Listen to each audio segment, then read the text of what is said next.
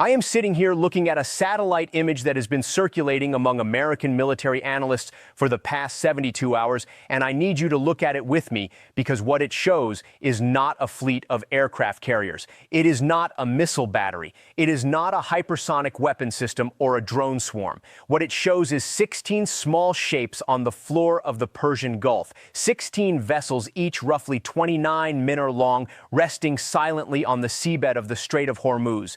Engines off, weapons loaded, waiting.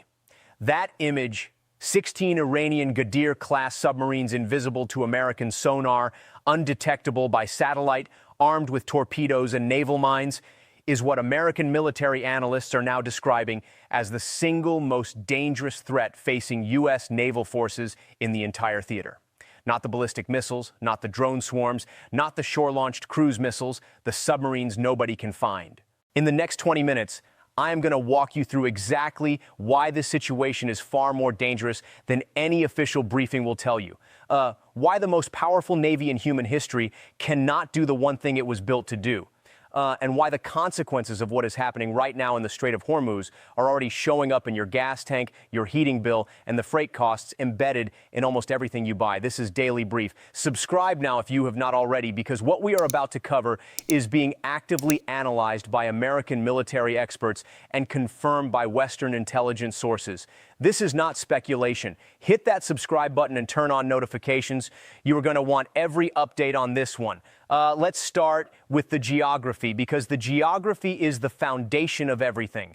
And it is the geography that makes the American Navy's most sophisticated capabilities functionally irrelevant in this specific theater.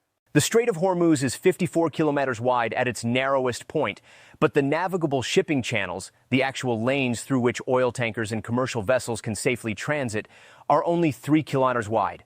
The average water depth along those is approximately 30 meters. To put that in perspective, American Ohio-class submarines are 170 meters long. They displace 18,000 tons of water. You cannot fit an Ohio-class submarine in water that is 30 meters deep. You cannot maneuver it in a channel that is 3 kilometers wide. The American Navy's most powerful undersea platforms, the ones that would normally be used to hunt and destroy enemy submarines, cannot even enter the operational environment where the threat exists. It is the equivalent of trying to thread a rhinoceros through the eye of a needle. The American submarine fleet is powerful beyond comparison in open ocean warfare. In the shallow, narrow, noise-saturated waters of the Strait of Hormuz, it cannot operate at all. That is not a commentary on American capability. That is physics and geography, and Iran has spent 4 decades studying every meter of it. Subscribe if you are watching this and realizing you are not getting this level of analysis anywhere else. Daily Brief exists specifically for moments like this. Now let's talk about what Iran actually built. Announcement number 1, the Ghadir submarines. And this one matches more than anything else happening in this theater right now. The Ghadir-class submarines that Iran has deployed into the Strait of Hormuz were not designed to be technologically impressive. They were designed to be perfectly, precisely suited to exactly this geography. Derived from North Korean Yono-class submarine technology and domestically produced since 2005. Each Ghadir is 29 meters long and displaces roughly 120 tons, small enough to navigate the shallow channels that American submarines cannot enter. Small enough that their acoustic signature, the sound they produce while moving, is easily masked by the constant ambient noise generated by dozens of commercial vessels transiting the strait at any given moment. According to reporting by The Telegraph and confirmed by multiple Western military analysts, when a Ghadir submarine settles onto the seabed and shuts down its engines, it becomes acoustically indistinguishable from the surrounding environment. Its diesel-electric propulsion system produces minimal noise even when active. And in 30 miles of water with constant surface traffic above, the most sophisticated sonar systems on Earth cannot reliably separate a stationary submarine from the background noise of a busy commercial waterway. U.S. Navy Captain Tracy A. Vincent has acknowledged publicly that the Ghadir-class provides Iran with additional surveillance capability and creates a new layer of defense.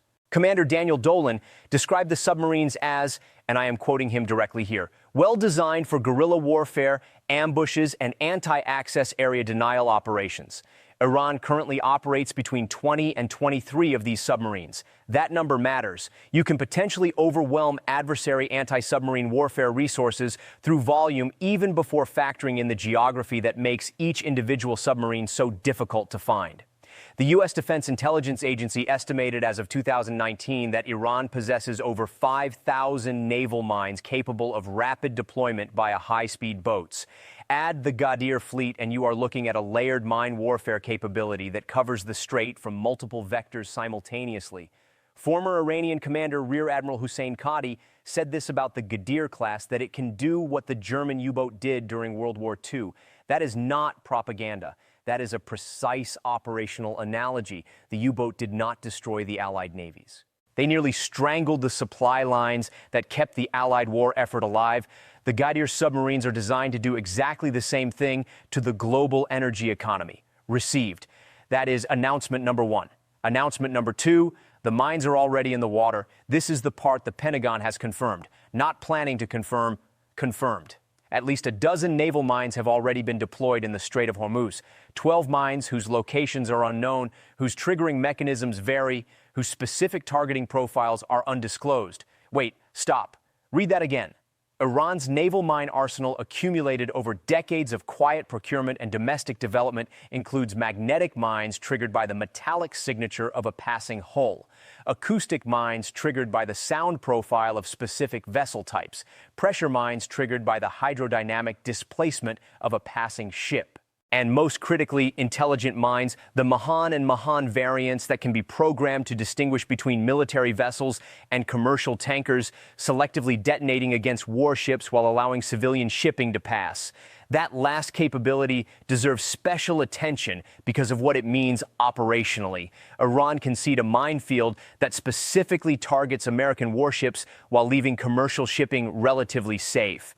This creates a situation where Washington cannot simply announce that the strait is dangerous and shut down all traffic because the mines are not indiscriminate. They are selective. The risk is concentrated on the vessels the United States needs to send through to assert the naval presence it has staked its regional credibility on maintaining. 12 mines is not enough to physically block all transit, but it is more than enough to stop it. No ship's captain will risk a fully loaded oil tanker on a route where even one mine might be waiting. The insurance cost alone makes the transit economically non-viable. According to the International Maritime Organization, tanker traffic in the strait has collapsed by 90%. Only a handful of Iranian tankers and a few Greek-owned vessels have dared make the transit. Dozens of ships are now anchored outside the strait awaiting instructions, while charterers and insurers reassess the risk. The uncertainty, not knowing where the mines are or when they were placed, is itself a weapon that operates regardless of whether any mine ever detonates. Received. That is announcement number two. Announcement number three, and this one almost nobody in the mainstream media is connecting correctly. The submarines that America destroyed were not the submarines that matter. Washington announced in the context of what it is calling Operation Mysterious Fury, a name most of America's European allies have quietly taken to calling Operation Mysterious Flight, because of how quickly they withdrew from involvement, that American forces have destroyed 11 Iranian submarines. That announcement was presented in a way clearly designed to suggest that the undersea threat had been substantially addressed. The submarines that were destroyed included the Fateh, Iran's most advanced coastal submarine at 600 tons. 3 Kilo-class submarines of Russian manufacture, the largest platforms in Iran's fleet, were also destroyed or disabled. These are real losses. Iran will feel them. But the Ghadir submarines, the small, shallow water seabed resting platforms that are the actual nightmare scenario for American surface vessels in the strait, were not destroyed. All evidence suggests they were not even found. The reason they were not found is the same reason they remain dangerous now.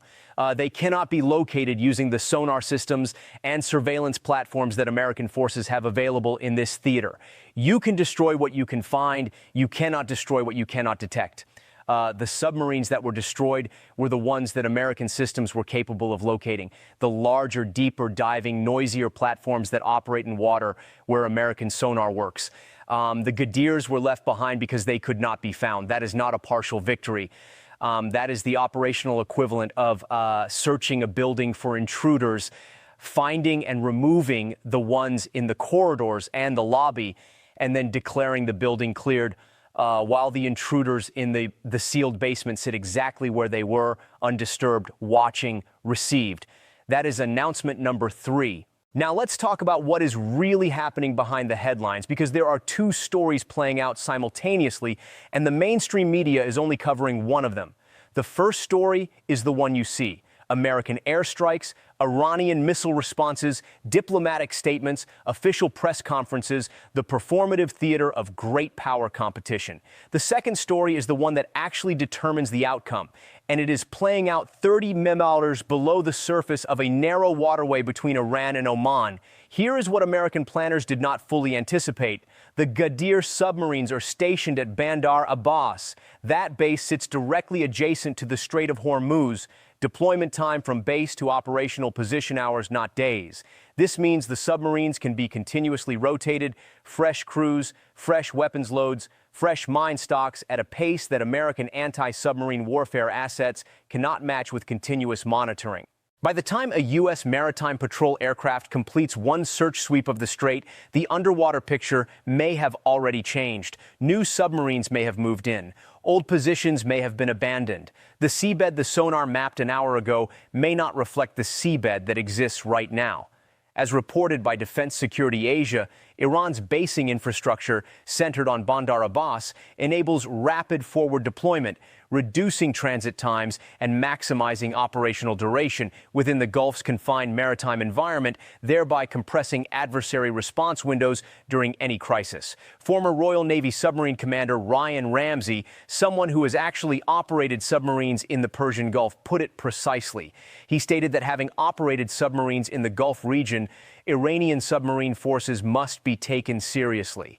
He added, in the confined waters of the region, even a small number of submarines can create real uncertainty for surface commanders. Real uncertainty, not technological defeat, not military catastrophe, uncertainty. That is Iran's primary weapon in this theater, and it is working.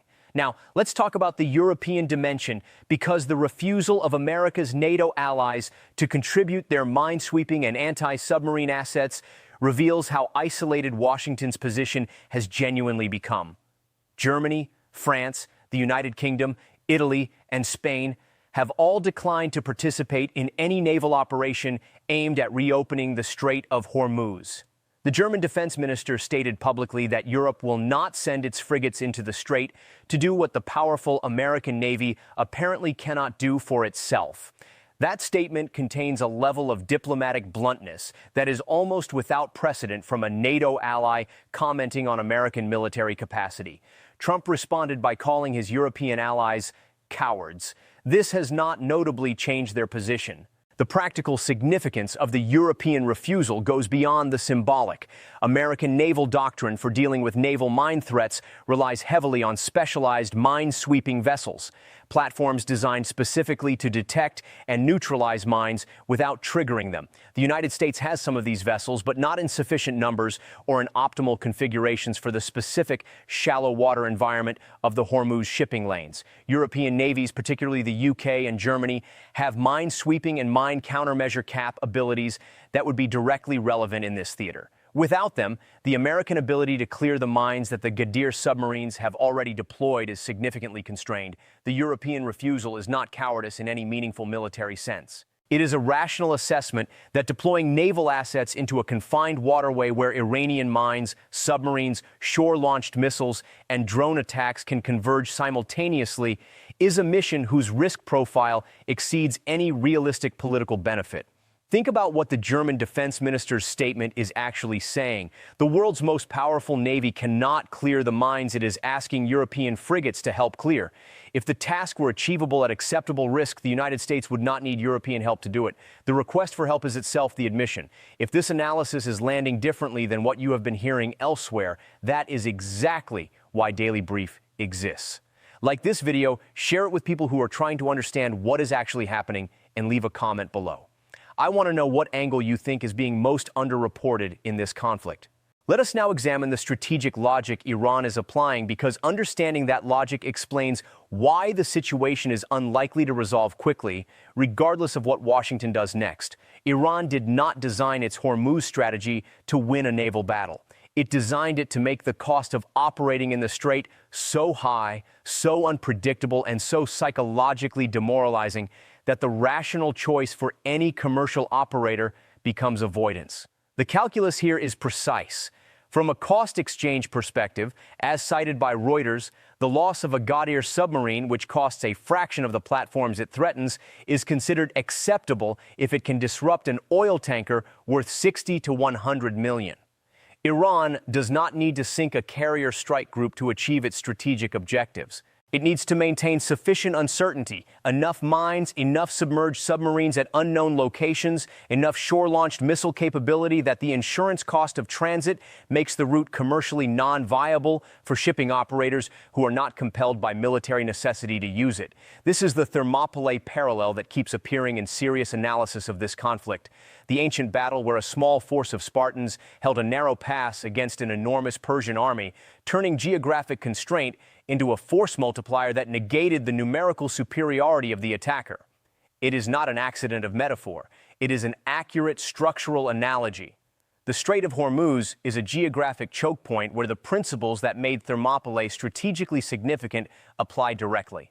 The defender who controls the choke point and designs their weapon system specifically for the constraints of that geography has an inherent advantage over an attacker whose power is optimized for open field warfare.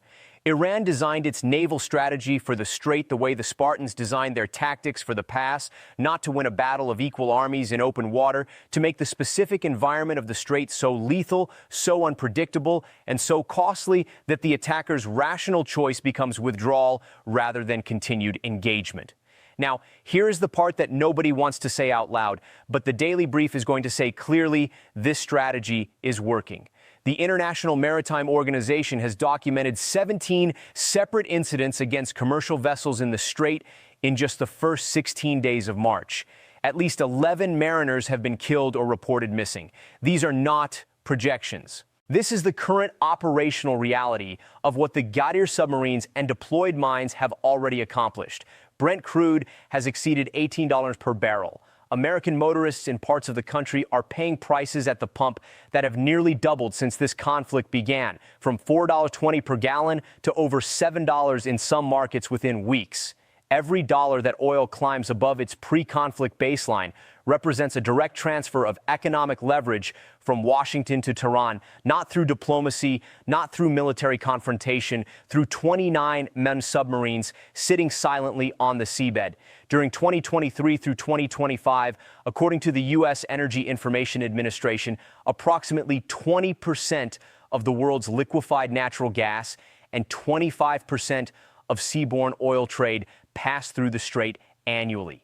More than 20 million barrels of crude oil cross the strait every single day. When that traffic collapses by 90%, the effects do not stay inside the Persian Gulf. They move through every supply chain, every heating bill, every airline ticket, every grocery store margin on the planet. If you live in a city that depends on natural gas for heating or electricity generation, what is happening in the Strait of Hormuz is not a foreign policy story. It is a utilities bill story.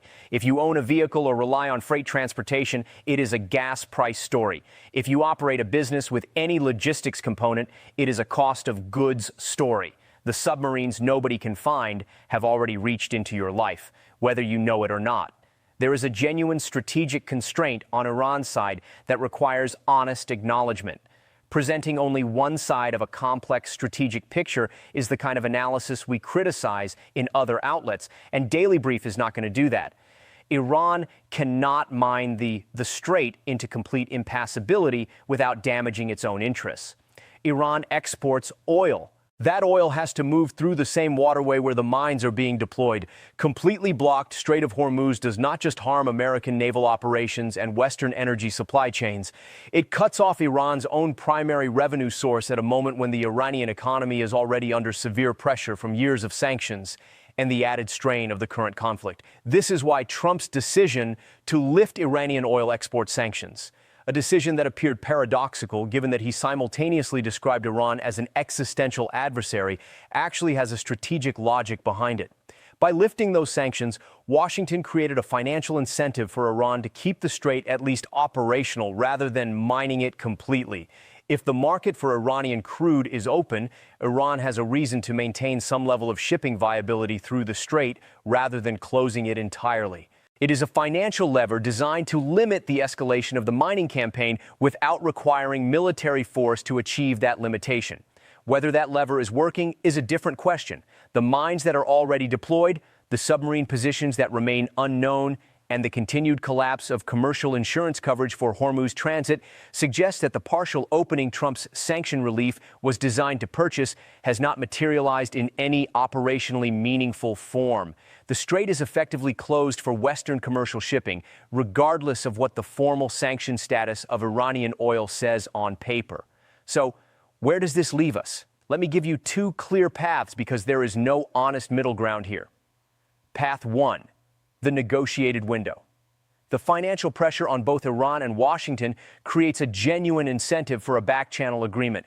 Not a grand diplomatic deal, but a practical understanding. Iran retains a deterrent posture. The mines remain but are not augmented. The gators hold position but do not engage, and commercial shipping gradually resumes at higher insurance premiums. Oil stabilizes somewhere between $90 and $100 per barrel. Neither side wins, neither side loses in a way that forces escalation. This path requires Washington to accept that the strait will never again be what it was before this conflict, that Iran has permanently altered the risk calculus of Hormuz transit, and that American naval supremacy in the Persian Gulf is now conditional, not absolute. That is a politically difficult acceptance for any administration.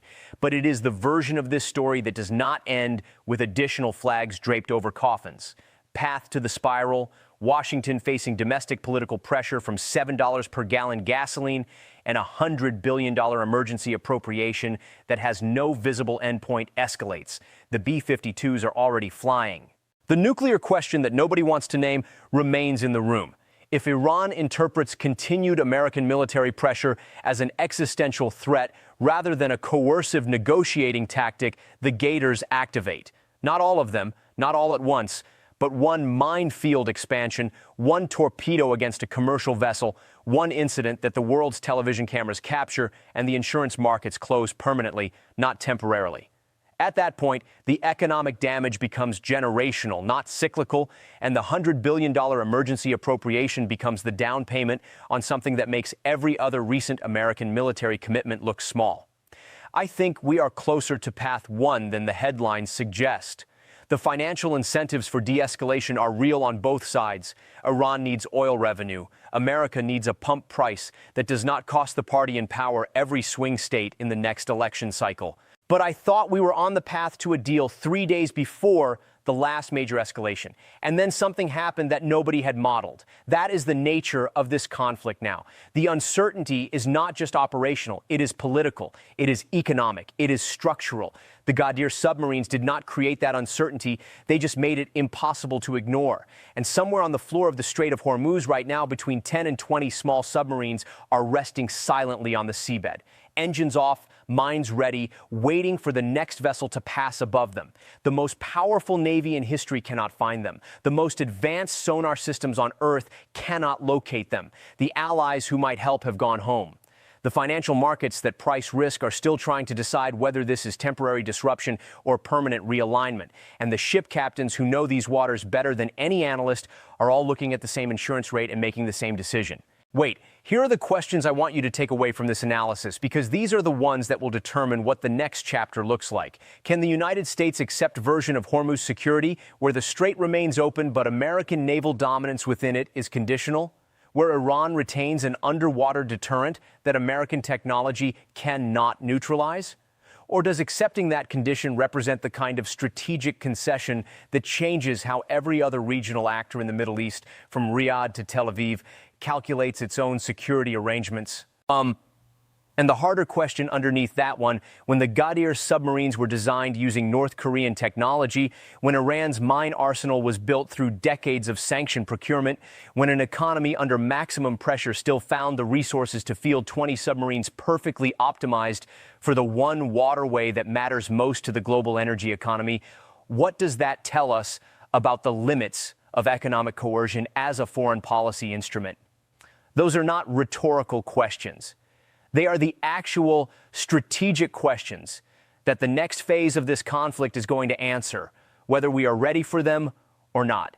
Tell me in the comments what you think the administration does next. Tell me if you think the European refusal changes the calculus in Washington.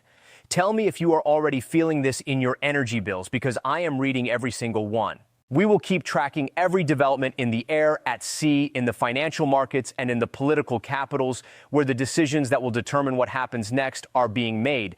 That is what Daily Brief does every single day. Subscribe now. Share this analysis with everyone in your network who is trying to understand why the energy prices they are paying at the pump are the direct consequence of submarines too small to see and too dangerous to ignore. Turn on notifications so you do not miss the next update, and we will see you in the next